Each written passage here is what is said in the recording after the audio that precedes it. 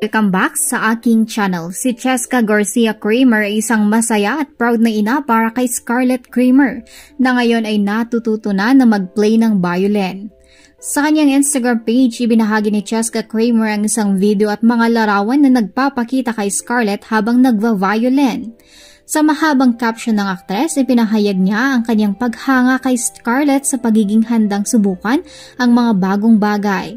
Sinabi rin ng celebrity mom sa kanyang anak na bawat bagay na ginagawa at natatamasa ni Scarlett ay isang nakakatuwa at nakaka-proud na sandali para sa kanila ng asawa na si Dog Kramer.